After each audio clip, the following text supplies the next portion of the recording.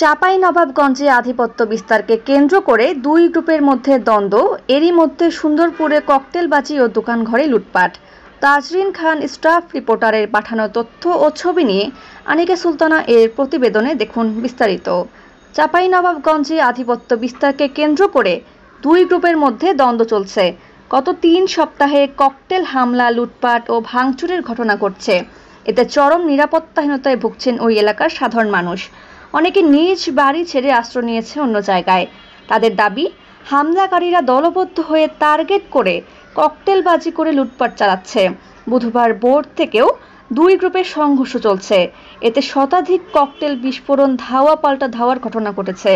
অন্তত ৮টি বাড়ি ও ব্যবসা প্রতিষ্ঠানে ভাঙচুর চালিয়ে লুটপাট করা হয়েছে। তবে দিনভর পরিস্থিতি নিয়ন্ত্রণে আইনশৃঙ্খলা বাহিনীর তৎপরতা চোখে পড়েনি। তবে পুলিশ বলছে, পরিস্থিতি নিয়ন্ত্রণে অতিরিক্ত পুলিশ মোতায়েন করা হয়েছে। চাঁপাইনবাবগঞ্জ সদর উপজেলার সুন্দরপুর ইউনিয়নে বেশ কয়েক বছর ধরে ককটেলের সংস্কৃতি চলছে। সব বিরোধের জের ও প্রতিপক্ষ দমনে এখানে প্রাণঘাতী ককটেলের ব্যবহার হয়। ৫ আগস্ট পট পরিবর্তনের পর থেকে আধিপত্য বিস্তার নিয়ে উত্তেজনা চলে আসছিল। ২ সপ্তাহ আগে থেকে এলাকায় আধিপত্য বিস্তার নিয়ে দফায় দফায় সংঘর্ষ চলছে। লুটপাট চালানো হয়েছে কয়েকটি ব্যবসা প্রতিষ্ঠানেও। পুলিশ ও স্থানীয়রা বলছেন, শুরুতে এটি এলাকার আধিপত্য বিস্তারকে কেন্দ্র করে দ্বন্দ্ব থাকলেও পরে রাজনৈতিক ঘটনা বেরিয়ে আসছে।